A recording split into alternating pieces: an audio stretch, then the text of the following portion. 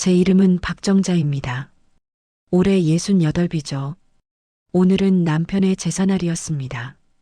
새벽부터 일어나 전을 부치고 나무를 묻히고 과일을 깎았어요. 손이 예전 같지 않아 칼질 한 번 하는데도 시간이 꽤 걸렸습니다. 그래도 딸 윤지가 좋아하던 동그랑땡을 빠뜨릴 순 없었죠. 큰 반찬통 3개에 음식을 담아 보자기로 정성스레 싸고 지하철을 탔습니다. 딸네 아파트는 강남이었어요. 제가 전 재산을 털어 사준 집이었죠.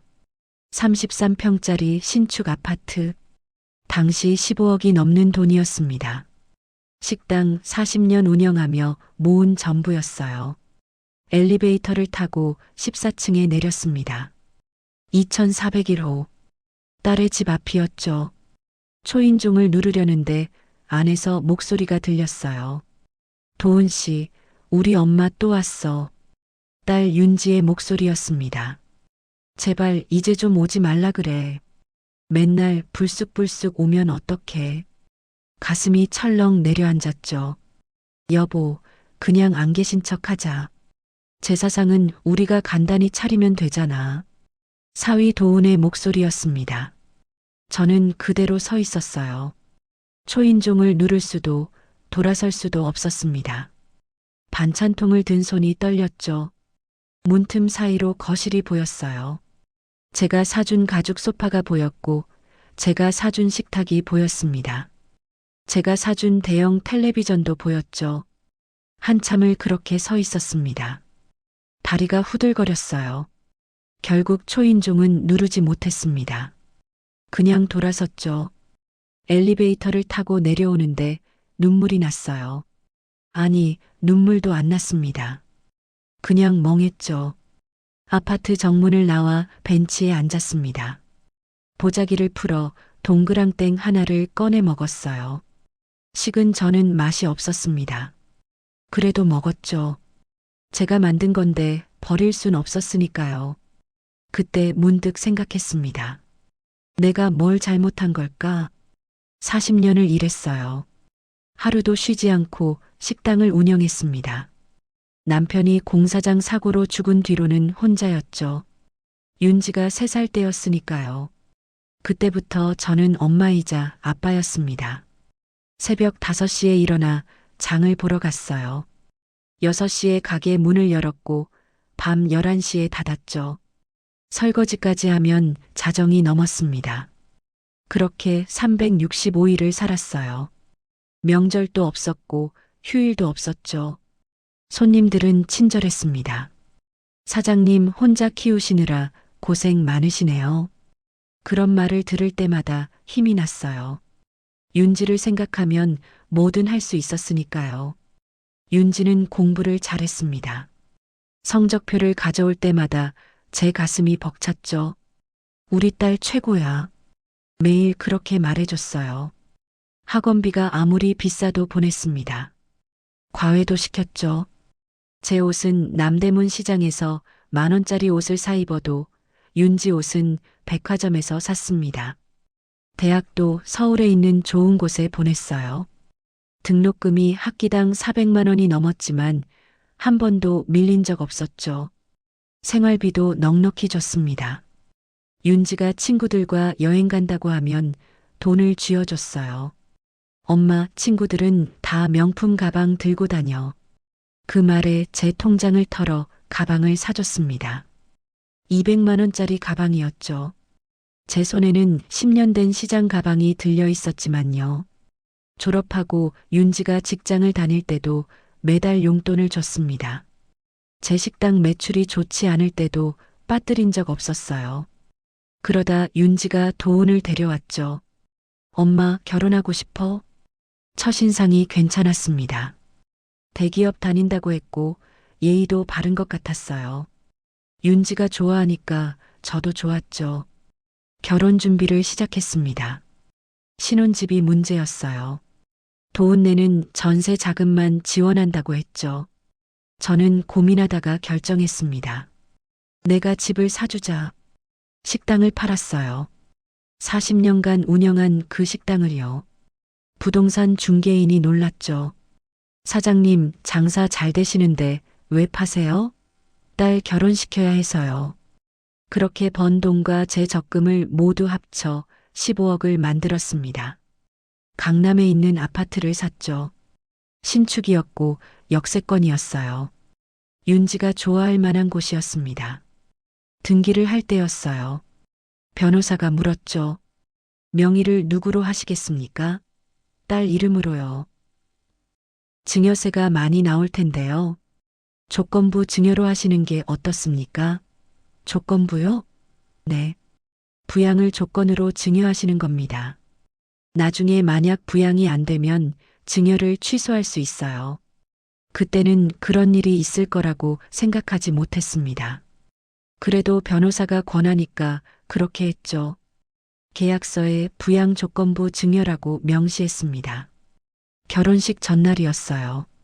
윤지와 도훈을 불러 앉혔습니다. 너희들 엄마 한 가지만 약속해줘. 뭔데요, 엄마? 나 늙으면 같이 살자. 그것만 약속해줘. 이 집은 엄마가 평생 모은 돈으로 산 거야. 윤지가 제 손을 잡았습니다. 엄마, 당연하죠. 우리가 모실게요. 도훈도 고개를 끄덕였어요. 어머니, 걱정 마세요. 제가 잘 모실게요. 이렇게 큰 집까지 마련해 주시고 그 말을 믿었습니다. 진심이라고 생각했죠. 결혼식은 화려했어요. 특급 호텔에서 했고 하객이 300명이 넘었습니다. 저는 제일 앞자리에 앉아 딸의 모습을 봤죠. 웨딩드레스를 입은 윤지가 그렇게 예쁠 수가 없었어요. 이제 내 딸도 행복하겠구나. 그렇게 생각했습니다.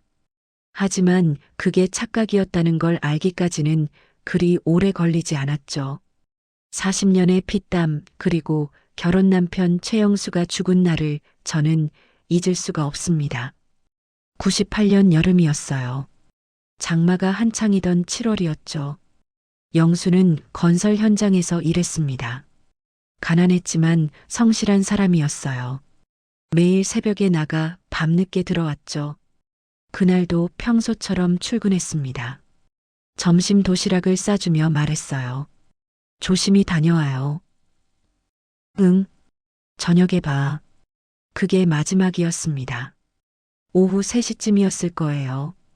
경찰서에서 전화가 왔죠. 최영수 씨 부인이십니까? 사고가 났습니다. 지금 병원으로 오세요. 달려갔습니다. 윤지를 등에 업고 택시를 타고 병원으로 갔어요. 응급실 앞에 섰을 때 의사가 나왔죠. 유족이십니까? 네, 부인입니다. 최선을 다했습니다만 그 다음 말은 들리지 않았어요. 귀가 멍했고 다리가 풀렸습니다. 윤지가 제 등에서 엄마하고 울었죠. 장례식장은 초라했습니다. 산재 처리도 제대로 안 됐고 보상금도 턱없이 적었어요. 장례를 치르고 나니 손에 남은 돈이 거의 없었죠. 이제 어떻게 살지 막막했습니다. 29살에 미망인이 됐어요. 어린 딸을 데리고 앞으로 어떻게 살아야 할지 막막했죠. 친정에는 갈 수 없었습니다. 부모님은 제 결혼을 반대하셨거든요. 그런 가난한 남자는 안 된다. 그래서 가출하다시피 결혼했죠. 연락도 끊긴 지 오래였습니다. 결국 일을 해야 했어요. 막노동도 했고 식당 설거지도 했습니다. 윤지를 동네 어린이집에 맡기고 아침부터 밤까지 일했죠. 한 달에 50만 원 받는 게 전부였어요. 그러다 기회가 왔죠. 제가 일하던 식당 주인이 가게를 팔겠다고 했어요. 정자 씨, 당신이 인수하면 어때? 단골도 있고 장사 잘 되는 곳이야. 돈이 없는데요. 은행에서 대출 받으면 되지. 내가 보증 서줄게. 고민했습니다. 빚을 지는 게 두려웠죠. 하지만 윤지를 생각했어요. 이대로는 안 되겠다 싶었습니다. 결국 대출을 받았어요. 2천만 원이었죠. 당시로는 큰 돈이었습니다. 그렇게 정잔의 밥상이 시작됐어요. 처음엔 손님이 많지 않았습니다. 적자가 계속 났죠. 은행 이자 갚기도 빠듯했어요. 잠도 제대로 못 잤습니다. 밤에는 장사 끝나고 다음날 준비를 했고 새벽에는 시장에 갔죠. 윤지는 가게 한쪽에서 혼자 놀았어요. 학교 끝나면 가게로 왔고 손님들 틈에서 숙제를 했습니다. 어떤 손님은 윤지한테 사탕을 주기도 했죠. 사장님 딸 참 기특하네. 네, 우리 딸이 효자예요. 그렇게 말하면서도 마음이 아팠습니다. 다른 애들은 학원도 가고 놀이터에서 노는데 윤지는 식당에만 있었으니까요. 3년쯤 지나니까 장사가 좀 됐어요. 입소문이 났죠. 거기 된장찌개 진짜 맛있어. 점심시간이면 웨이팅이 생겼습니다. 저녁에도 손님이 끊이질 않았어요. 돈을 벌었습니다. 은행 빚을 다 갚는데 5년이 걸렸죠. 그 다음부터는 저축을 시작했어요. 매달 100만 원씩 통장에 넣었습니다.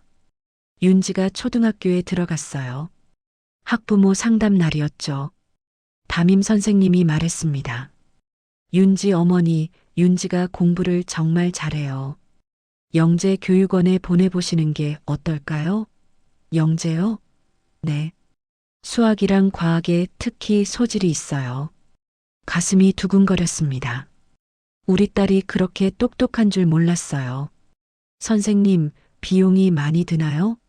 학원비가 좀 있긴 하죠. 그래도 윤지 같은 아이는 꼭 받아야 할 교육이에요. 그날부터 윤지를 학원에 보내기 시작했습니다. 수학학원, 영어학원, 과학학원. 한 달에 100만 원이 넘게 들었죠. 하지만 아깝지 않았어요. 윤지는 기대를 저버리지 않았습니다. 시험 때마다 1등을 했고 상장을 잔뜩 받아왔어요. 저는 그 상장들을 전부 가게 벽에 붙였습니다. 손님들이 물었죠. 사장님 딸 대단하네요. 네, 우리 딸 자랑이에요. 그 말을 할 때가 제일 행복했습니다. 중학교 때는 특목고를 준비했어요. 과외 선생님을 붙였죠. 한 달에 200만 원이었습니다. 제 매출의 3분의 1이었지만 아깝지 않았어요. 윤지는 합격했습니다. 전교에서 10등 안에 드는 성적으로요. 입학식 날 교복 입은 윤지를 보며 울었어요.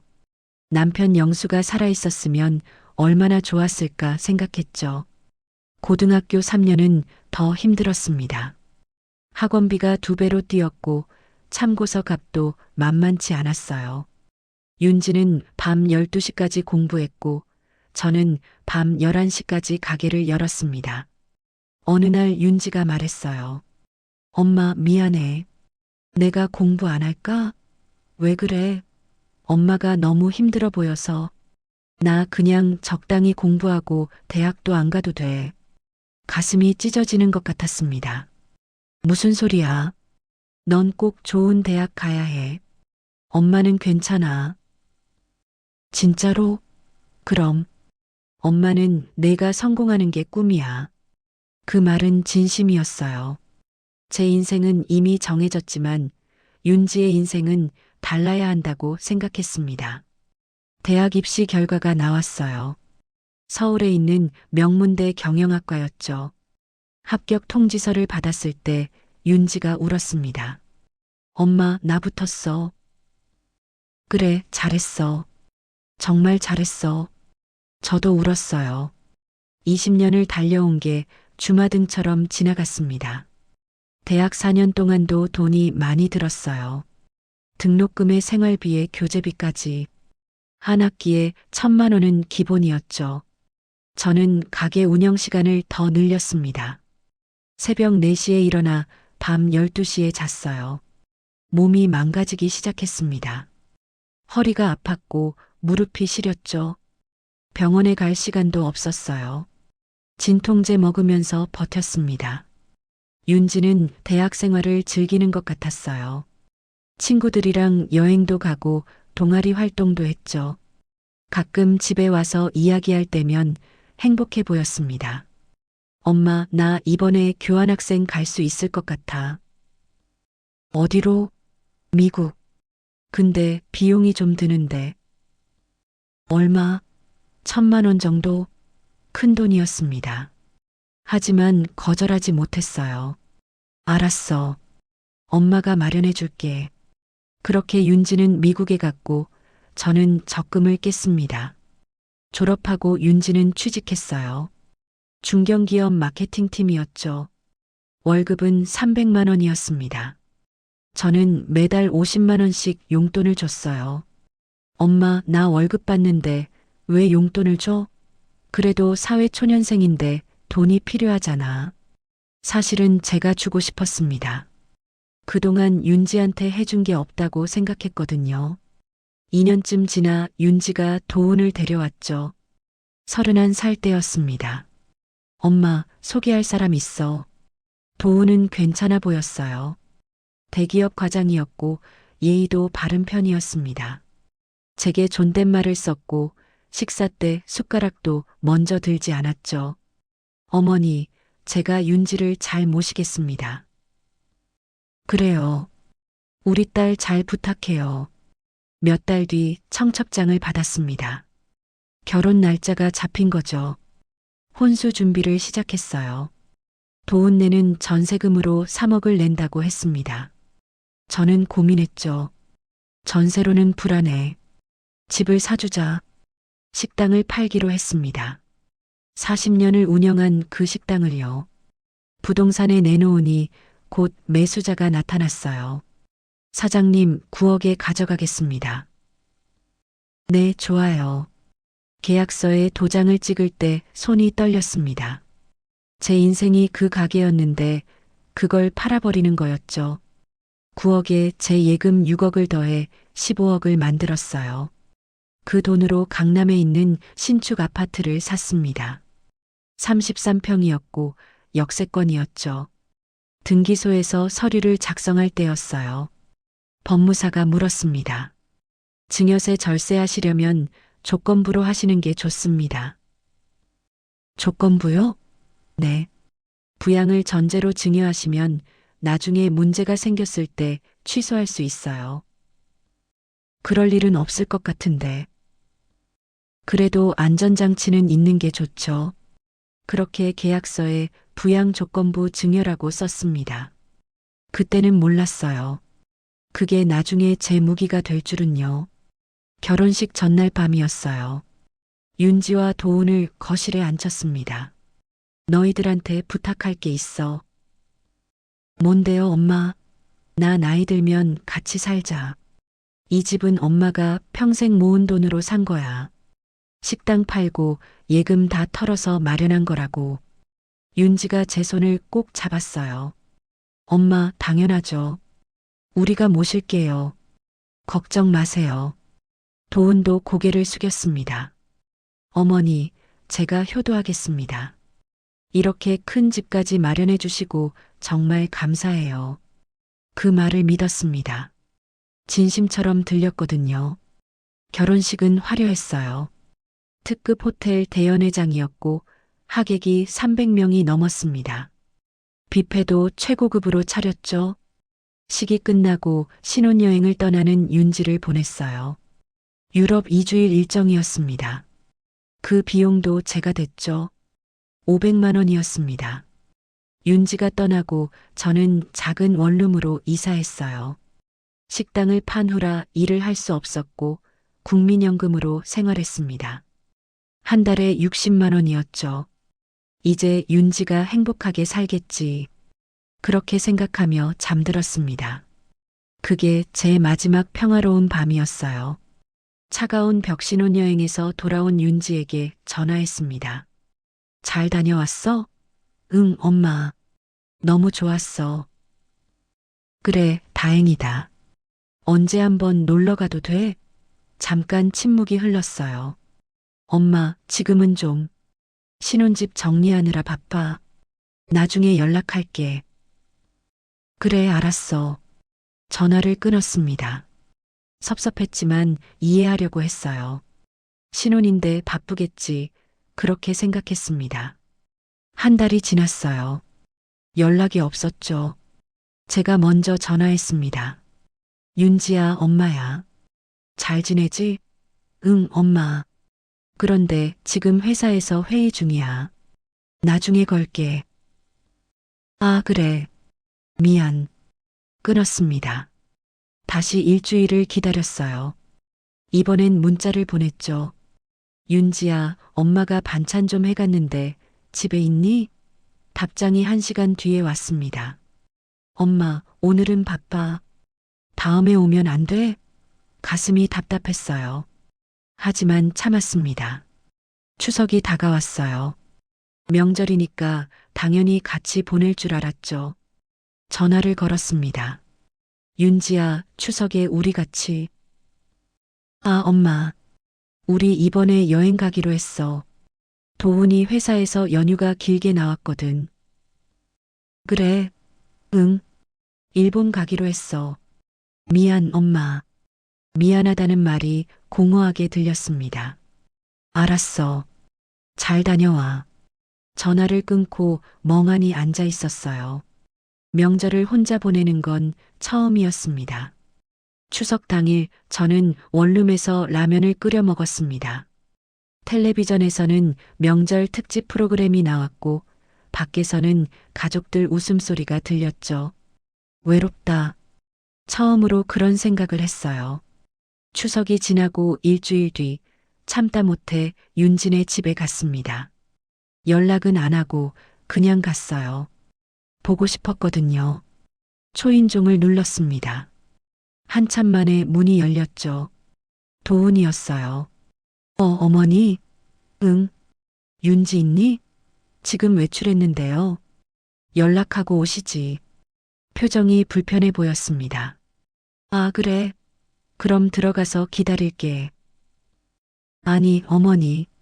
오늘은 좀 저희가 약속이 있어서요. 금방 올 텐데 잠깐만 기다리면 안 될까? 어머니, 요즘 워낙 바빠서요. 다음에 연락하고 오시면 안 될까요? 쫓겨나는 기분이었습니다. 얼굴이 화끈거렸죠. 그래, 알았어. 그럼 윤지한테 엄마 왔다 갔다고 전해줘. 네, 그러겠습니다. 문이 닫혔어요. 저는 그대로 서 있었습니다. 엘리베이터가 와도 타지 못했죠. 내가 사준 집인데. 그 생각이 머릿속을 맴돌았습니다. 겨울이 왔어요. 날씨가 추워졌죠. 윤지한테 전화하려다가 말았습니다. 어차피 바쁘다고 할 게 뻔했으니까요. 그러다 윤지한테 전화가 왔어요. 석 달 만이었습니다. 엄마, 응, 윤지야. 엄마, 나 임신했어. 가슴이 뛰었습니다. 정말? 축하해. 응.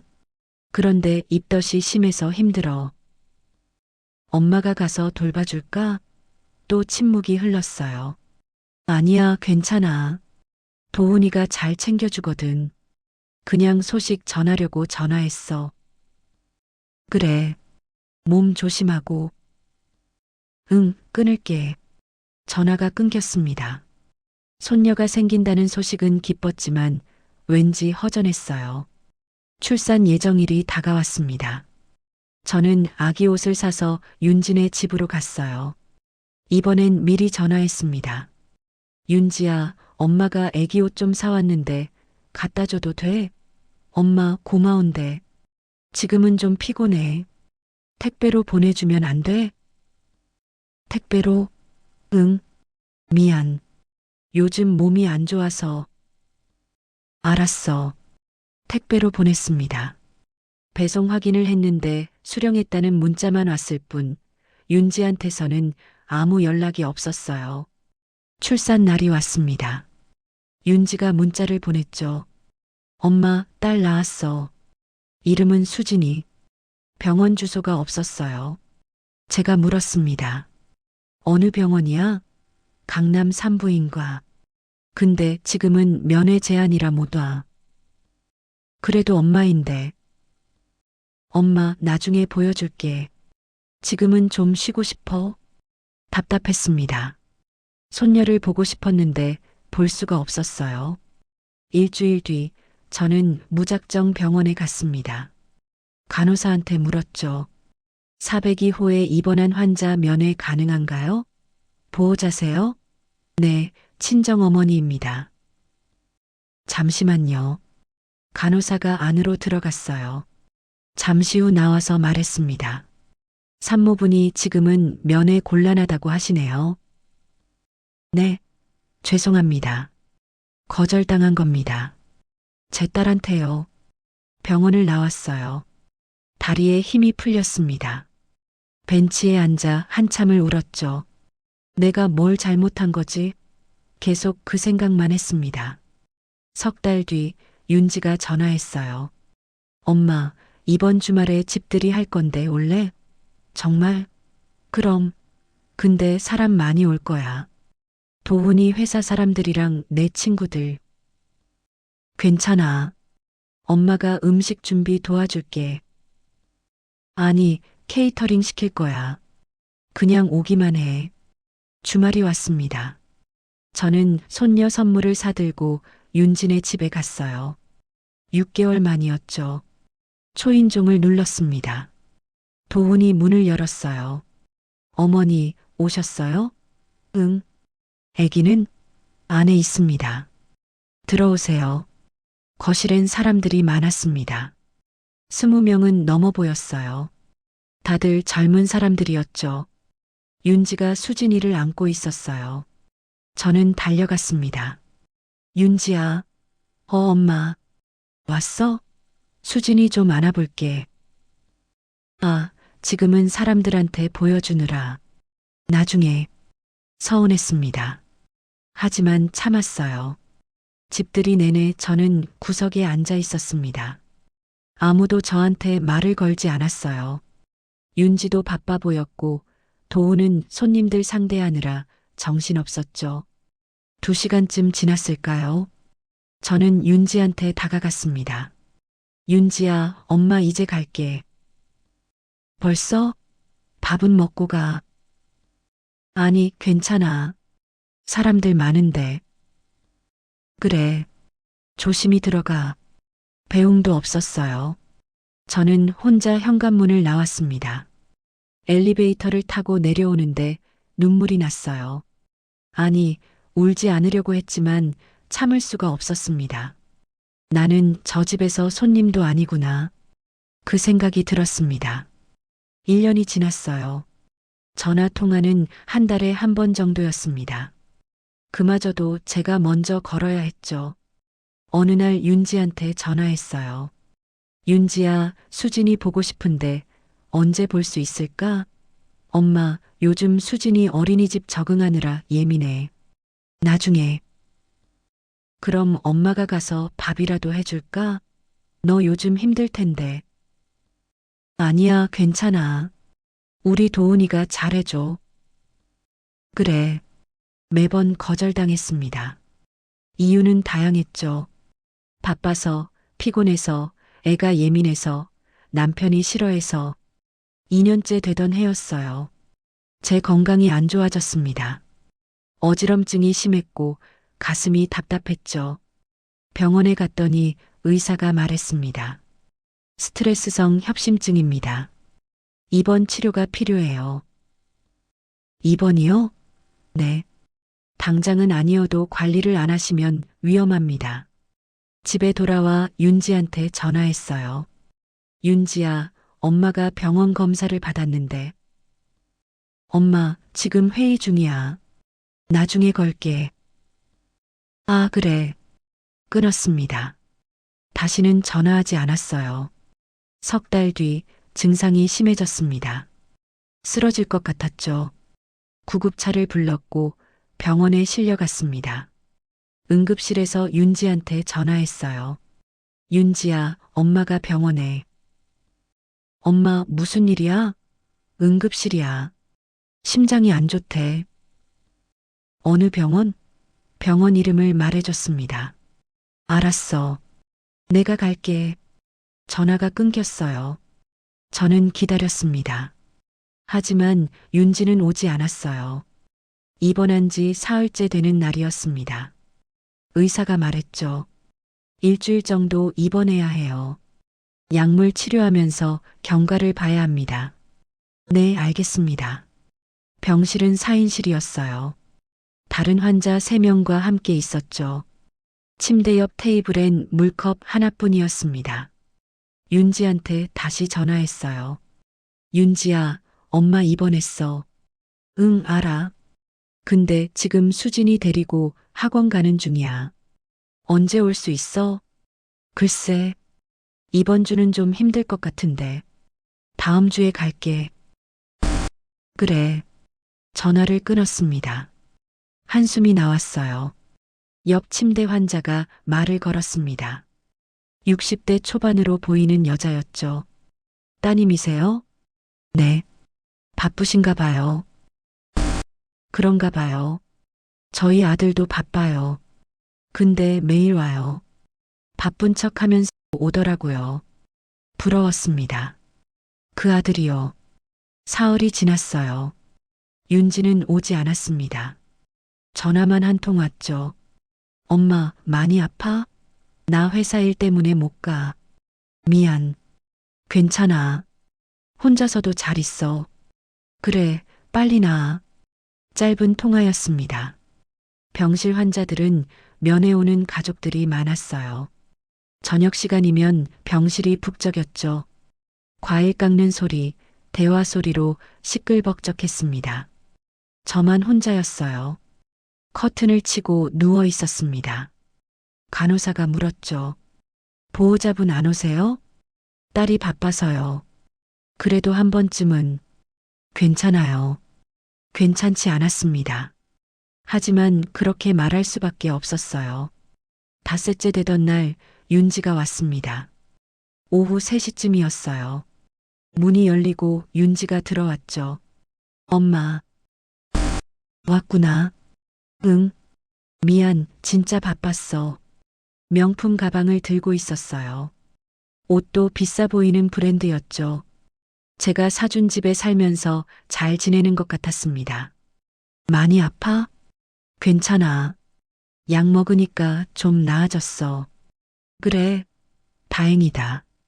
딱 10분 있다가 일어났어요. 엄마, 나 가봐야 해. 수진이 학원 데려다 줘야 해서. 그래, 빨리 나아. 엄마, 응, 그게 전부였습니다. 과일 하나 안 깎아주고 갔어요. 문이 닫히고 나서 옆 침대 환자가 말했습니다. 따님, 참 바쁘시네요. 네. 그 환자가 조용히 말했죠. 제가 다 섭섭하네요. 눈물이 났습니다. 남 앞에서 우는 게 창피했지만 참을 수가 없었어요. 일주일 뒤 퇴원했습니다. 윤지한테 전화했죠. 윤지야, 엄마 오늘 퇴원해. 그래, 다행이다. 조심히 가. 응. 택시를 타고 원룸으로 돌아왔어요. 텅 빈 집이 더 쓸쓸하게 느껴졌습니다. 침대에 누워 천장을 봤어요. 남편 영수의 사진이 벽에 걸려 있었죠. 여보, 내가 뭘 잘못한 걸까? 대답은 없었습니다. 한 달이 지났어요. 건강은 조금 나아졌지만 마음은 더 아팠습니다. 친구 순옥이한테 전화했죠. 순옥은 제 유일한 친구였어요. 정자야, 요즘 어때? 별로야. 왜? 무슨 일 있어? 윤지가 그동안의 일을 말해줬습니다. 순옥이 한숨을 쉬었어요. 정자야, 너 그거 알아? 뭐? 집 증여할 때 조건부로 했다며? 그거 취소할 수 있어. 뭐? 부양 조건이 있으면 안 지켜질 때 증여를 취소할 수 있대. 변호사한테 상담받아봐. 가슴이 두근거렸습니다. 정말? 응. 내가 아는 변호사 있어. 소개해 줄까? 그래줘. 전화를 끊고 한참을 생각했어요. 정말 그래야 하나? 망설여졌습니다. 그래도 제 딸인데요. 하지만 병원에서의 일들이 떠올랐습니다. 혼자 누워있던 밤들, 아무도 오지 않던 면회 시간들, 나도 존중받을 권리가 있어. 그렇게 생각했습니다. 이틀 뒤 순옥이 변호사 연락처를 보내줬어요. 한소연이라는 여자 변호사였습니다. 전화를 걸었죠. 여보세요. 한소연 변호사님이시죠? 네, 맞습니다. 순옥이 소개로 전화드렸어요. 상담받고 싶은데. 네, 언제 오시겠어요? 내일 가능할까요? 네, 오전 10시에 오세요. 다음 날 법률사무소를 찾아갔습니다. 깔끔한 사무실이었어요. 한소연 변호사는 30대 후반쯤 돼 보였죠. 앉으세요. 어떤 일로 오셨어요? 저는 처음부터 끝까지 이야기했습니다. 남편이 죽은 것부터 식당을 운영한 것, 딸을 키운 것, 집을 사준 것, 그리고 지금까지의 일들을요. 한소연 변호사가 고개를 끄덕였습니다. 증거가 있으세요? 증거요? 네. 부양을 안 했다는 증거요. 문자나 통화 기록, 주변 증언 같은 것들이요. 있을 것 같아요. 그럼 모아오세요. 최대한 많이요. 병원 기록도 중요합니다. 승산이 있을까요? 한소연 변호사가 제 눈을 똑바로 봤어요. 있습니다. 조건부 증여는 강력한 법적 장치예요. 부양 의무를 명백히 위반했다면 법원이 인정할 겁니다. 가슴이 뛰었습니다. 감사합니다. 천만에요. 힘내세요. 사무실을 나왔어요. 하늘이 다르게 보였습니다. 나도 싸울 수 있구나. 처음으로 그런 생각을 했습니다. 집에 돌아와 책상에 앉았어요. 노트를 꺼내 적기 시작했죠. 윤지와의 통화 내역, 문자 내역, 병원 입원 기록, 면회 오지 않은 날들. 하나하나 기록했습니다. 손이 떨렸지만 멈추지 않았어요. 이번엔 내가 이긴다. 그렇게 다짐했습니다. 장례식, 그리고 집 문 앞의 모욕. 그로부터 석 달 뒤였습니다. 친구 순옥한테서 전화가 왔어요. 정자야. 목소리가 떨리고 있었죠. 왜 그래? 김 선생님 돌아가셨어. 김 선생님은 저희 식당에 자주 오시던 단골이었습니다. 혼자 사시는 노인이었죠. 친구처럼 지내던 분이었어요. 뭐라고? 어제 집에서 쓰러져 계셨대. 발견했을 땐 이미 가슴이 먹먹했습니다. 장례식장이 어디야? 서울병원 장례식장. 내일 발인이래. 다음 날 장례식장을 찾아갔습니다. 조문객은 많지 않았어요. 김 선생님이 혼자 사셨으니까요. 영정 사진 앞에 섰습니다. 김 선생님은 사진 속에서도 쓸쓸해 보였어요. 선생님, 편히 쉬세요. 절을 하고 나왔습니다. 순옥이 제 팔을 잡았죠. 정자야, 우리도 저렇게 되는 거 아닐까? 무슨 소리야? 혼자 늙어서 혼자 죽는 거. 자식들은 안 오고. 가슴이 철렁했습니다. 그런 소리 하지 마. 미안. 근데 요즘 그런 생각 많이 들어. 집에 돌아와 멍하니 앉아 있었어요. 김 선생님 얼굴이 자꾸 떠올랐습니다. 나도 저렇게 되는 걸까? 무서웠습니다. 그날 밤 윤지한테 전화했어요. 윤지야. 응, 엄마. 무슨 일이야? 김 선생님 돌아가셨어. 장례식 다녀왔어. 아, 그래? 누구? 우리 식당 단골이셨잖아. 혼자 사시던 분. 아, 기억 안 나는데. 근데 왜? 그냥 혼자 돌아가셨대. 그렇구나. 엄마, 나 지금 좀 바빠. 나중에 이야기할게. 응. 전화가 끊겼습니다. 윤지는 관심이 없었어요. 며칠 뒤 윤지한테서 전화가 왔습니다. 엄마. 응? 엄마, 우리 이야기 좀 하자. 무슨? 엄마 혼자 사시는 게 편할 것 같은데. 요즘 생각해 보니까 귀를 의심했습니다. 뭐? 엄마도 나이 드셨잖아. 우리랑 같이 사는 거보다 혼자 편하게 사시는 게 나을 것 같아서. 윤지야, 우리 같이 살기로 했잖아. 그게 상황이 좀 바뀌었어. 도훈이도 그렇게 생각하고. 상황이 뭐가 바뀐 거야?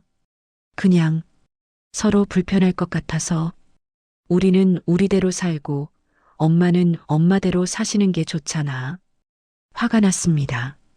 너희가 약속했잖아. 나 늙으면 모시겠다고. 엄마, 그게 꼭 같이 살아야 한다는 건 아니잖아. 우리가 잘 챙길게. 챙긴다고? 병원에 입원했을 때 너 한 번 왔어. 딱 10분. 엄마, 그때 진짜 바빴잖아. 항상 바쁘더라. 명절에도 내 생일에도. 엄마, 왜 이러세요? 나도 살아야죠. 목소리가 높아졌어요. 윤지도 짜증이 섞인 목소리로 말했습니다. 알았어요, 엄마. 나중에 이야기해요. 전화가 끊겼습니다. 손이 떨렸어요. 이틀 뒤 저는 윤진의 집으로 갔습니다. 직접 만나서 이야기하고 싶었죠. 초인종을 눌렀어요. 도훈이 문을 열었습니다. 어머니, 윤지 있니? 네, 안에 계신데. 오늘 연락 안 하셨잖아요. 급한 이야기가 있어서. 들어가도 돼? 도훈이 난처한 표정을 지었죠. 어머니, 사실은 그때 윤지가 나왔습니다. 엄마, 왜 왔어? 윤지야, 우리 이야기 좀 해야 할 것 같아서. 무슨 이야기? 내가 하룻밤만 자고 갈게. 요즘 너무 외로워서. 윤지의 얼굴이 굳었어요. 엄마, 여긴 우리 부부 공간이에요. 뭐? 우리도 프라이버시가 필요해요. 엄마가 갑자기 오시면 불편하다고요. 가슴에 칼이 꽂히는 것 같았습니다. 윤지야, 이 집 누가 사준 집인지 알아? 알죠. 근데 증여받은 건데요. 도훈이 끼어들었습니다. 어머니, 법적으로 이 집은 이제 저희 겁니다. 법적으로? 네. 증여가 완료됐으니까요. 윤지가 팔짱을 꼈어요. 엄마, 저희도 이해해 주세요. 우리도 우리 삶이 있잖아요. 너희 삶? 내가 40년 동안 모은 돈으로 산 집에서 너희 삶을 산다고? 엄마, 왜 그러세요? 자식 결혼시켜주는 게 당연한 거 아니에요? 당연하다고 했습니다. 제 희생이 당연하다고요. 윤지야, 우리 같이 살기로 약속했잖아. 그건 옛날 이야기고요. 지금은 상황이 다르잖아요. 뭐가 달라? 엄마가 계시면 불편해요. 솔직히 더 이상 참을 수가 없었습니다. 그래. 그럼 그 법으로 다시 찾아보자. 뭐? 조건부 증여였어. 너희가 나를 부양하는 조건으로 준 집이야. 그 조건 안 지켰으니 돌려받을 거야. 윤지의 얼굴이 하얗게 질렸어요. 엄마, 설마. 설마가 아니야. 진짜야. 도훈이 웃었습니다. 어머니, 그게 될 것 같으세요? 우리가 뭘 잘못했는데요? 잘못? 너희가 뭘 했는데? 병원에 누워 있을 때 면회 한 번 왔어? 명절에 같이 보낸 적 있어? 그건 바빴잖아요. 맨날 바쁘더라. 법정에서 봐. 돌아섰습니다. 뒤에서 윤지가 소리쳤어요. 엄마, 진짜 이러실 거예요? 대답하지 않았습니다. 엘리베이터를 탔고 눈물이 났죠. 하지만 이번엔 슬픔이 아니었습니다. 분노였어요. 집에 돌아와 한소연 변호사한테 전화했습니다. 변호사님, 소송 진행하고 싶어요. 네, 알겠습니다.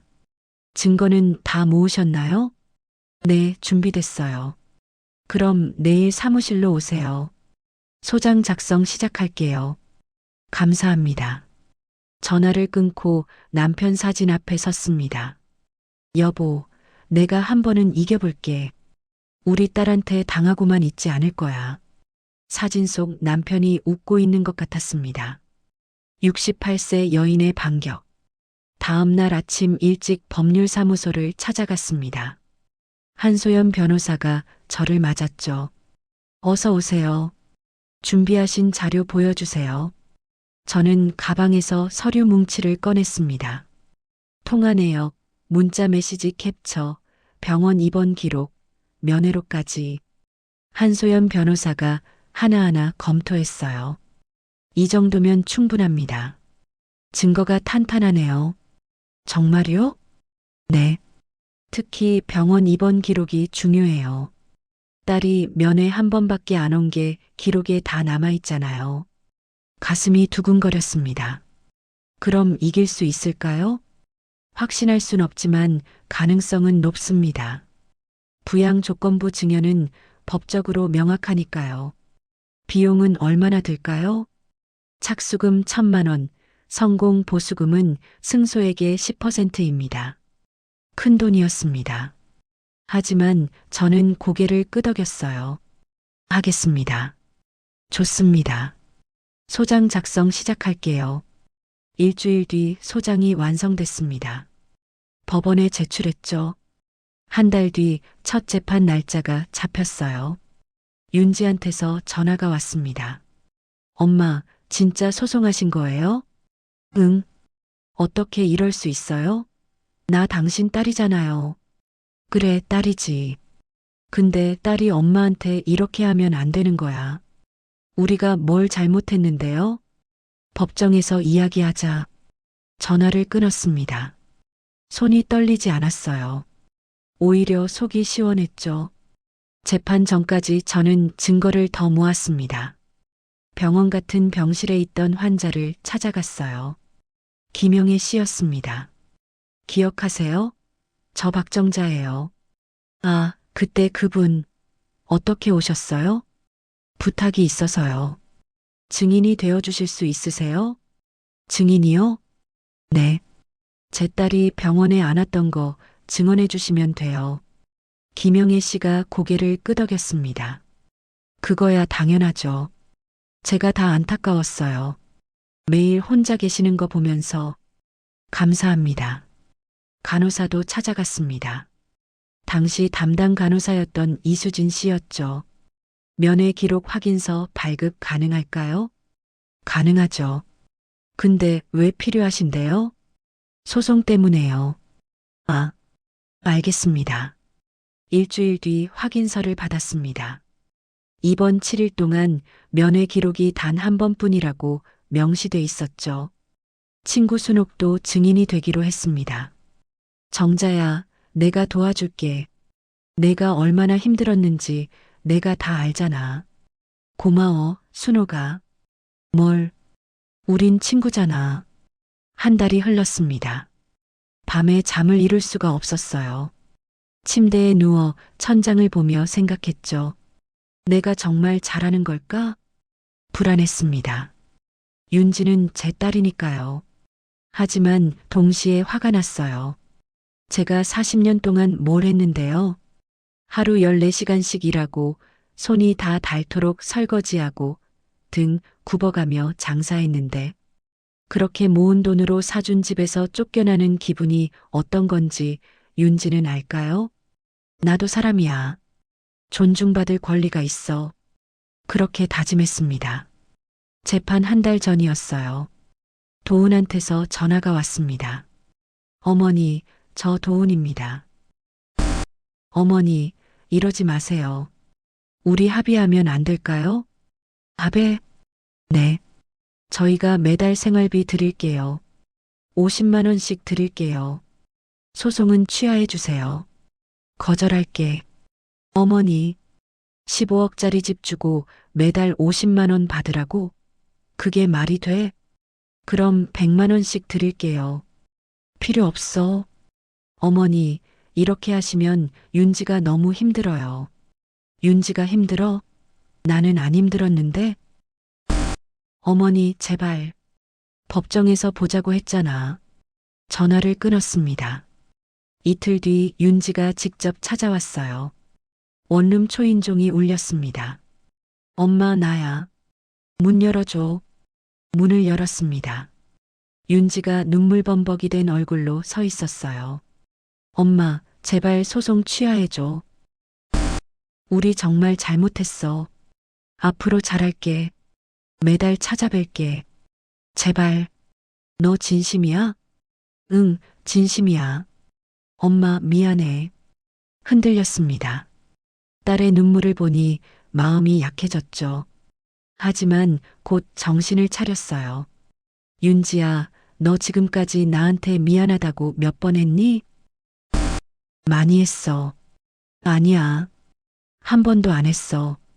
항상 바빠, 다음에, 나중에였어. 엄마, 이번에도 똑같을 거야. 소송 취하하면 너희는 또 안 올 거야. 아니야. 그래, 믿어볼게. 한 달만. 한 달 동안 매주 한 번씩 와. 그럼 취하할게. 윤지의 얼굴이 굳었어요. 매주요? 그건 좀 힘든데. 마, 결국 핑계 대잖아. 엄마, 나도 바쁘다고. 나도 바빴어. 40년 동안 하루도 안 쉬고 일했어. 그래도 너 위해서는 시간 냈어.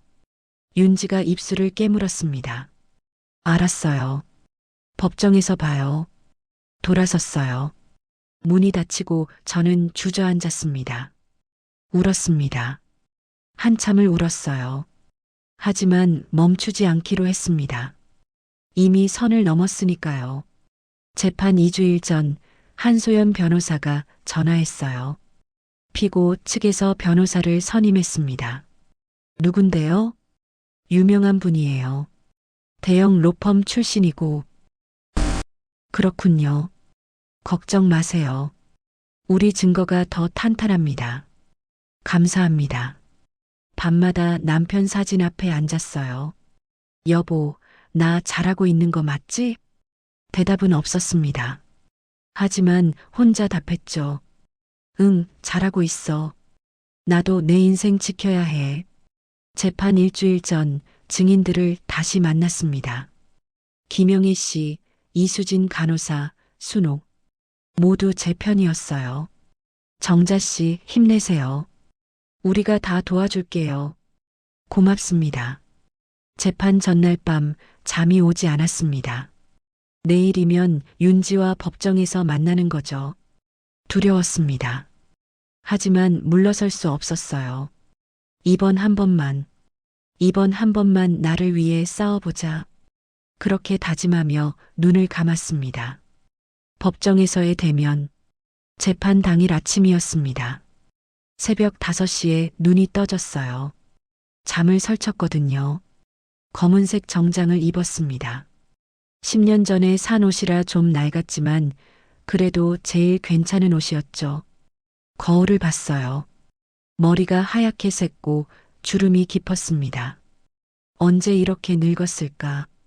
한숨이 나왔어요. 법원까지는 지하철로 1시간이 걸렸습니다.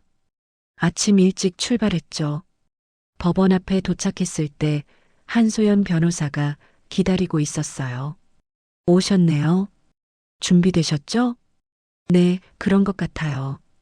긴장하지 마세요. 진실은 우리 편입니다. 법정에 들어갔습니다. 6호 법정이었어요. 윤지와 도훈이 이미 와 있었습니다.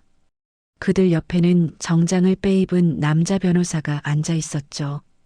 윤지와 눈이 마주쳤어요. 윤지가 고개를 돌렸습니다. 제 가슴이 아팠지만 참았어요. 모두 기립하십시오. 판사가 입장했습니다. 50대 중반으로 보이는 남자 판사였죠. 재판이 시작됐습니다. 판사가 서류를 보며 말했어요. 원고 측 주장을 들어보겠습니다. 한소연 변호사가 일어났습니다. 존경하는 재판장님, 이 사건은 명백한 부양 의무 위반 사례입니다. 원고 박정자 씨는 피고에게 15억 원 상당의 부동산을 증여하면서 부양을 조건으로 명시했습니다. 하지만 피고들은 그 의무를 전혀 이행하지 않았습니다. 피고 측 변호사가 일어났어요. 재판장님, 부양은 도덕적 의무입니다. 법적 의무로 강제할 수 없습니다. 한소연 변호사가 반박했습니다. 계약서에 명시된 조건입니다. 도덕이 아니라 법입니다. 긴장됐습니다. 두 변호사의 공방이 이어졌어요. 한참 뒤 판사가 손을 들었습니다. 증거를 제출해 주십시오. 한소연 변호사가 서류를 냈어요. 증여 계약서, 통화 기록, 문자 메시지, 병원 기록. 판사가 하나하나 검토했습니다. 피고 측 변명을 들어보겠습니다. 피고 측 변호사가 말했죠. 재판장님, 피고들도 나름대로 원고를 챙겼습니다. 전화도 했고 명절에 용돈도 드렸습니다. 한소연 변호사가 끼어들었어요. 그 전화가 몇 통입니까? 1년에 12통입니다. 한 달에 한 번도 안 됩니다. 그게 부양입니까? 그래도 연락을 했습니다. 원고가 병원에 입원했을 때 피고는 면회를 단 한 번 왔습니다. 10분 있다가 갔습니다. 이게 부양입니까? 법정이 조용해졌어요. 판사가 윤지를 받습니다. 피고 박윤지 씨 맞습니까? 윤지가 일어났어요. 목소리가 떨리고 있었죠. 네, 그때는 제가 바빴습니다. 무엇 때문에 바빴습니까? 아이를 키우고 있어서요. 판사가 서류를 봤어요. 입원 당시 피고의 자녀는 6세였습니다. 어린이집에 다니고 있었고요. 피고의 남편은 재택근무가 가능한 직장이었습니다. 그런데도 어머니 병문안을 10분만 하고 가셨습니까? 윤지가 대답하지 못했어요. 피고 대답하십시오. 죄송합니다. 판사가 고개를 저었습니다. 다음 증인을 부르십시오. 김영애 씨가 증인석에 섰어요. 한소연 변호사가 물었습니다. 증인은 원고와 같은 병실에 입원해 계셨죠? 네, 맞습니다. 원고의 상황을 목격하셨습니까? 네.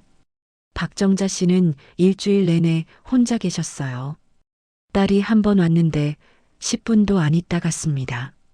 저는 그게 너무 안타까웠어요. 다른 환자들은 어땠습니까? 다들 가족이 매일 왔어요. 과일도 깎아주고 식사 챙겨주고. 근데 박정자 씨만 혼자였습니다. 윤지가 고개를 숙였어요. 다음은 이수진 간호사였습니다. 면회 기록을 확인했습니까? 네. 7일 동안 면회 기록이 한 번뿐입니다.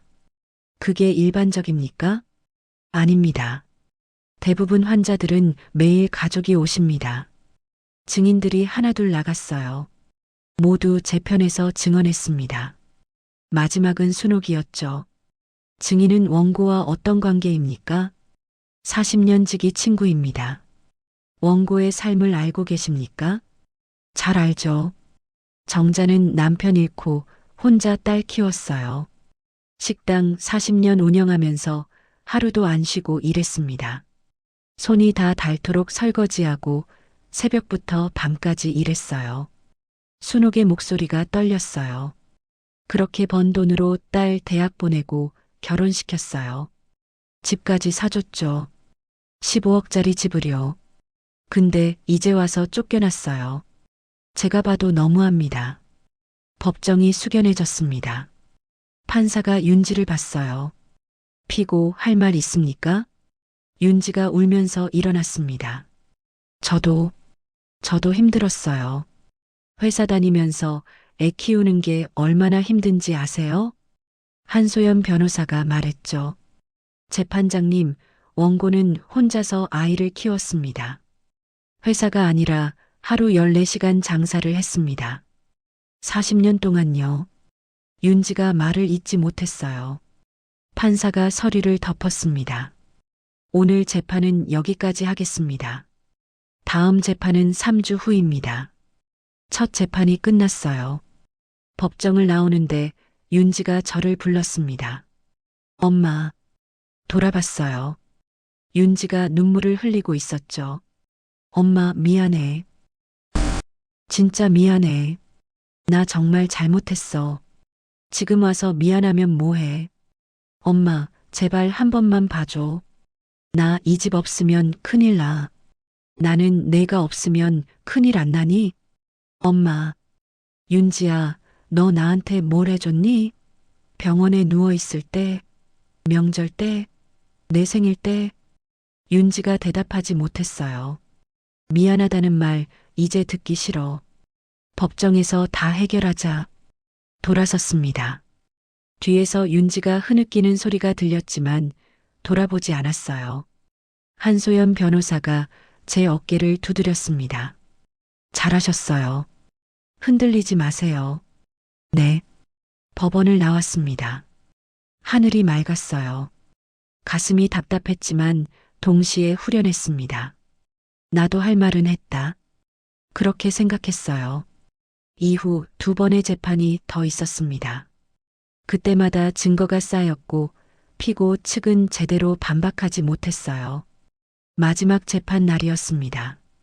최종 변론이 있었죠. 한소연 변호사가 마지막으로 말했습니다. 재판장님, 이 사건은 단순한 재산 분쟁이 아닙니다. 한 여성의 40년 삶이 걸린 문제입니다. 원고는 평생을 바쳐 딸을 키웠습니다. 그 대가로 받은 것은 무관심과 냉대였습니다. 법이 이를 바로 잡아야 합니다. 피고 측 변호사도 말했죠. 재판장님, 가족 간의 정을 법으로 재단할 순 없습니다. 판사가 고개를 저었어요. 정이 아닙니다. 계약입니다. 판결은 2주일 후 선고하겠습니다. 재판이 끝났습니다. 2주일을 기다리는 게 1년 같았어요. 밤마다 잠을 설쳤고 밥맛도 없었습니다. 내가 이길 수 있을까? 불안했지만 최선을 다했다고 생각했어요. 챕터 8. 통쾌한 판결, 그리고 조용한 집. 선고 날이 왔습니다. 아침부터 비가 내렸어요. 우산을 쓰고 법원으로 향했죠. 법정에 들어섰을 때 윤지와 도훈이 이미 와 있었습니다. 둘 다 초췌해 보였어요. 한소연 변호사가 제 옆에 앉았습니다. 긴장되시죠? 네. 저는 확신해요. 우리가 이길 겁니다. 판사가 입장했어요. 모두 기립하십시오. 자리에 앉았습니다. 심장이 빠르게 뛰었죠. 판사가 판결문을 들었어요. 원고 박정자, 피고 박윤지 및 김도훈 간의 증여 해제 청구 사건에 대해 판결을 선고하겠습니다. 법정이 조용해졌습니다. 주문. 피고들은 원고에게 강남구 소재 아파트를 반환하라. 귀를 의심했어요. 이유. 피고들은 부양조건부 증여계약의 조건을 명백히 위반했습니다. 원고가 병원에 입원했을 때 적절한 간호를 제공하지 않았고 평소에도 부양 의무를 이행하지 않았습니다. 따라서 원고의 청구를 인용합니다. 법정이 술렁였습니다. 피고들은 판결 확정일로부터 30일 이내에 해당 부동산을 원고에게 인도하십시오. 이상 선고를 마치겠습니다. 이겼습니다. 믿기지 않았어요. 제가 정말 이긴 거였죠. 한소연 변호사가 제 손을 잡았습니다. 축하드려요. 눈물이 났어요. 이번엔 기쁨의 눈물이었습니다. 옆을 보니 윤지가 울고 있었어요. 도훈은 멍한 표정이었죠. 법정을 나왔습니다. 복도에서 윤지가 달려왔어요. 엄마. 돌아봤습니다. 엄마, 제발. 우리 어디 가서 살아요? 윤지의 목소리가 떨렸습니다. 엄마가 이러시면 우리 정말 갈 데가 없어요. 저는 조용히 말했어요. 나도 갈 데 없었어. 내가 40년 동안 일한 식당 팔고 원룸에서 살았어. 엄마. 윤지야, 나도 사람이야. 존중받고 싶었어. 도훈이 다가왔습니다. 어머니, 우리가 정말 잘못했습니다. 한 번만 봐주세요. 이미 늦었어요. 수진이는 어떡하고요? 애가 전학을 가야 해요. 그 말에 가슴이 찔렸습니다. 손녀 생각을 안 한 건 아니었거든요. 하지만 흔들리지 않았어요. 그건 당신들이 해결할 문제예요. 돌아섰습니다. 뒤에서 윤지가 소리쳤어요. 엄마, 엄마는 이렇게 차가운 사람이었어요? 멈칫했습니다. 하지만 돌아보지 않았어요. 차가운 게 아니야. 이제 나도 내 인생을 살고 싶은 거야. 법원을 나왔습니다. 비가 그쳤고 햇살이 나왔어요. 한소연 변호사가 말했습니다. 이제 집 인도받으시면 돼요. 30일 안에 비워줄 겁니다. 네, 감사합니다. 천만에요. 정의가 이긴 거예요. 집으로 돌아오는 길이었습니다. 지하철을 타고 앉았죠. 창밖을 보며 생각했어요. 내가 잘한 걸까? 여전히 확신이 서지 않았습니다. 윤지는 제 딸이니까요. 하지만 동시에 속이 후련했어요. 더 이상 무시당하지 않아도 되니까요. 3주가 지났습니다. 윤진의 집 열쇠를 받으러 갔어요. 약속 장소는 아파트 앞 카페였습니다. 윤지가 먼저 와 있었어요. 얼굴이 많이 상해 있었죠. 엄마, 여기 열쇠요. 테이블 위에 열쇠 2개를 놓았습니다. 이사는 다 했니? 네. 전세 구했어요. 20평짜리. 그래. 침묵이 흘렀어요. 엄마, 나 진짜 후회해요. 그동안 엄마한테 정말 못했어요. 이제 알았어요. 알았으면 됐어. 엄마, 그래도 나 당신 딸이잖아요. 고개를 들어 윤지를 봤습니다. 딸이지. 하지만 나도 엄마야. 존중받아야 할 사람이라고. 네. 윤지야, 너도 나중에 알게 될 거야. 자식한테 무시당하는 게 얼마나 아픈지. 윤지가 눈물을 흘렸어요. 엄마, 미안해요. 정말로. 나도 미안해. 이렇게 될 줄 몰랐어. 일어섰습니다. 열쇠를 집어들었죠. 수진이는 잘 지내니? 네. 할머니 보고 싶대요. 가슴이 아팠습니다. 그래. 언젠가는 보여줘. 네. 카페를 나왔어요. 뒤돌아보지 않았습니다. 아파트로 향했죠. 14층 2401호. 문을 열었습니다. 텅 빈 집이었어요. 거실에 들어섰습니다. 햇살이 창문으로 들어왔죠. 내 집이구나. 중얼거렸어요. 방 안을 둘러봤습니다. 윤지가 살던 흔적이 조금 남아 있었어요. 벽에 못자국, 바닥에 작은 긁힌 자국. 베란다로 나갔습니다. 한강이 보였어요. 여보, 나 해냈어. 남편한테 말했습니다. 우리 딸한테 당하지 않았어. 나도 내 권리를 찾았어. 바람이 불었어요. 시원했습니다. 그날부터 집을 정리하기 시작했습니다. 원룸에 있던 짐을 옮겨왔어요. 많지 않았죠. 박스 5개가 전부였습니다. 가구를 샀습니다. 침대, 식탁, 소파. 비싼 건 아니었어요. 중고로 샀죠. 하지만 제가 고른 거였습니다. 그게 중요했어요. 일주일 뒤 이사를 끝냈습니다. 집이 제법 아늑해졌어요. 베란다에 화분을 놓았습니다. 장미, 제라늄, 허브. 아침마다 물을 줬죠. 잘 자라라. 매일 말을 걸었어요.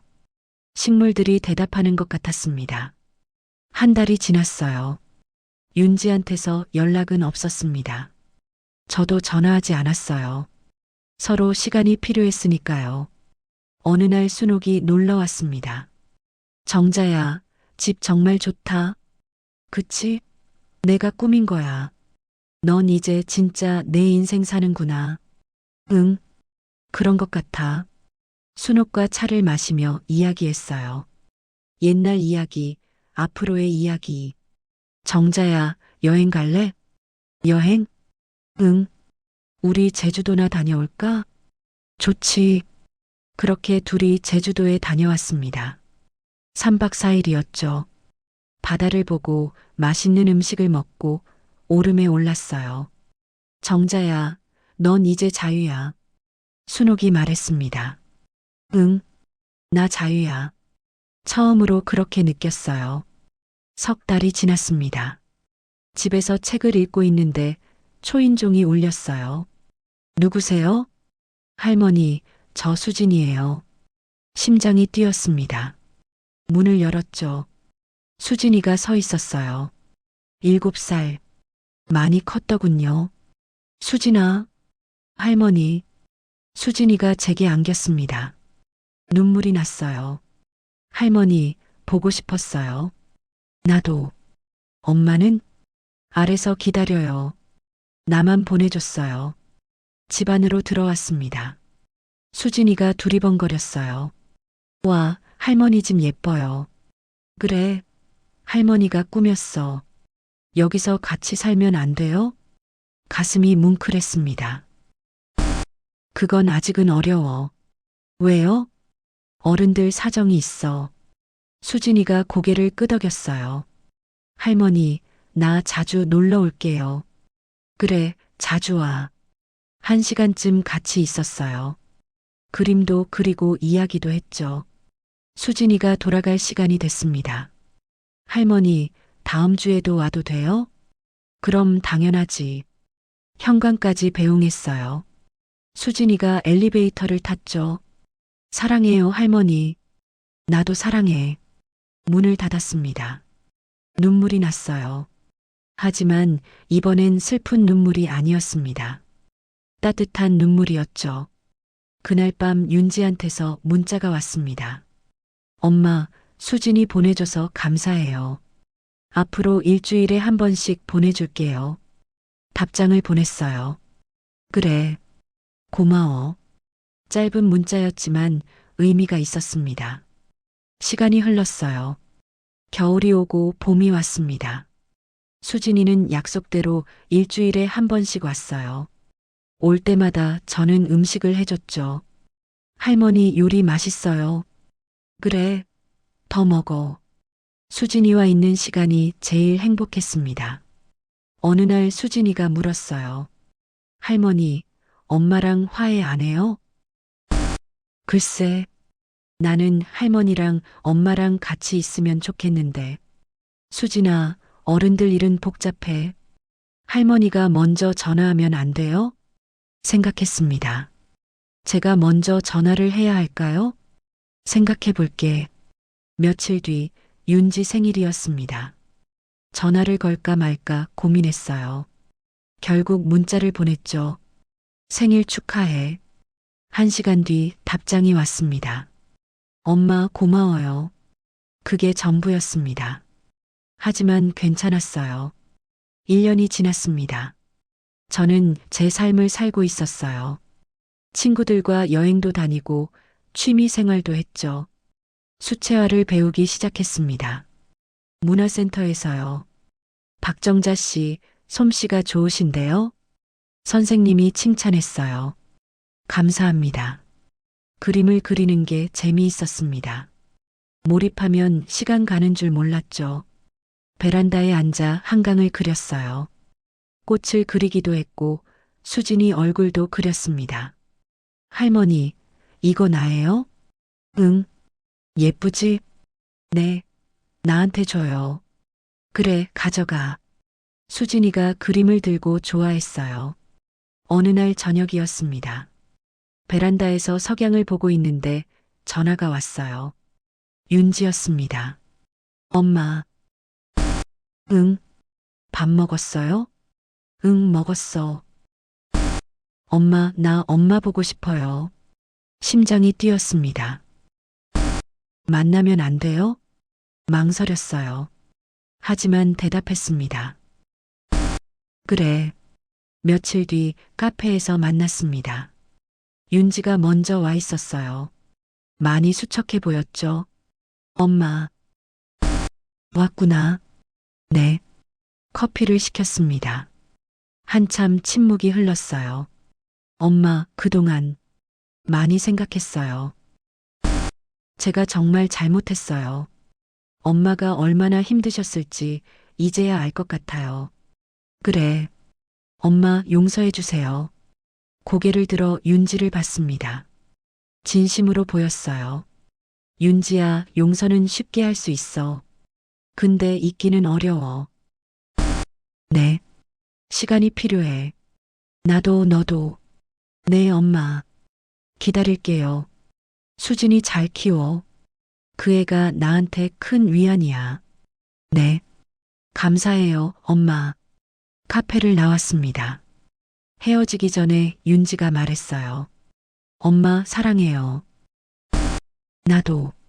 처음으로 마음이 조금 풀리는 것 같았습니다. 그로부터 6개월이 지났어요. 윤지와 저는 조금씩 관계를 회복하고 있었습니다. 한 달에 한 번 정도 만났죠. 여전히 서먹했지만 예전보다는 나았어요. 어느 날 윤지가 물었습니다. 엄마, 추석에 우리 집에 올래요? 진짜? 네. 도훈이도 그러래요. 엄마 모시고 싶대요. 망설였습니다. 하지만 수진이 생각이 났어요. 그래, 갈게. 정말요? 고마워요, 엄마. 추석 당일 윤진의 새 집에 갔습니다. 작은 아파트였어요. 예전 집의 3분의 1 크기였죠. 하지만 깨끗했고 따뜻해 보였습니다. 어서 오세요, 어머니. 도훈이 인사했어요. 그래. 할머니. 수진이가 달려왔습니다.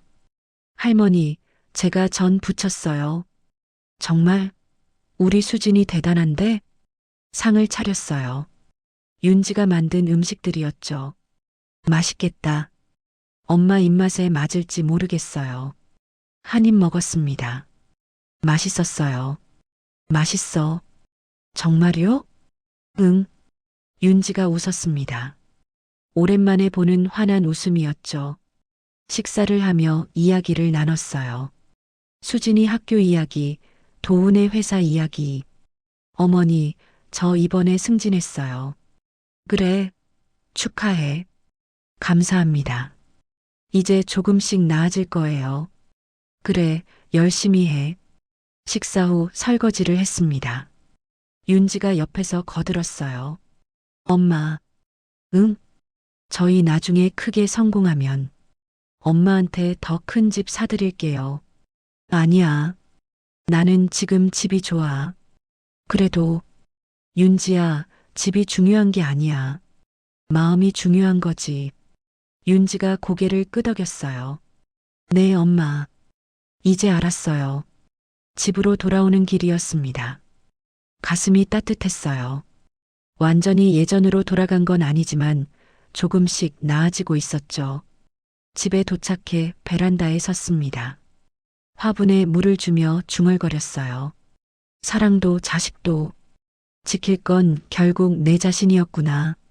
화분들이 무성하게 자라 있었습니다. 제가 매일 정성껏 돌봤거든요. 나도 이렇게 자라고 있는 거겠지. 그때 우편함을 확인했어요. 편지 한 통이 들어 있었죠. 수진이가 보낸 거였습니다. 손으로 쓴 편지였어요. 할머니 사랑해요. 나 커서 할머니 모실 거예요. 약속해요. 수진이가 눈물이 났습니다. 하지만 웃고 있었어요. 수진아, 넌 그냥 행복하게 살아. 할머니는 괜찮아. 마음속으로 답했습니다. 저녁이 되었어요. 석양이 아름다웠습니다. 창가에 앉아 차를 마셨죠. 따뜻한 캐모마일 차였습니다. 나 이제 행복한 건가? 스스로에게 물었어요. 완벽하지는 않았습니다. 여전히 외로울 때가 있었고 윤지 생각에 마음이 아플 때도 있었죠. 하지만 예전과는 달랐어요. 이제는 제가 선택할 수 있었습니다. 언제 누구를 만날지, 무엇을 할지. 남의 눈치를 보지 않아도 됐어요. 무시당하지도 않았습니다. 이게 진짜 내 인생이구나. 그렇게 깨달았습니다. 남편 영수의 사진을 봤어요. 여보, 나 잘 살고 있어. 혼자서도 잘 살 수 있어. 사진 속 남편이 웃는 것 같았습니다. 밤이 깊었어요. 침대에 누웠죠. 내일은 또 무엇을 할까 생각했습니다. 수채화 수업도 있고 순옥이랑 점심 약속도 있었어요. 저녁엔 수진이가 온다고 했죠. 하루하루가 소중해. 그렇게 생각하며 눈을 감았습니다. 더 이상 두렵지 않았어요. 40년을 남을 위해 살았다면 이제는 저를 위해 사는 거였습니다. 그게 이기적인 게 아니라는 걸 알았어요. 그건 제 권리였으니까요. 창밖으로 달빛이 들어왔습니다. 조용하고 평화로웠어요. 나 괜찮아. 마지막으로 중얼거리고 잠에 들었습니다. 박정자, 68세. 드디어 자신의 인생을 살기 시작한 여자의 이야기였습니다.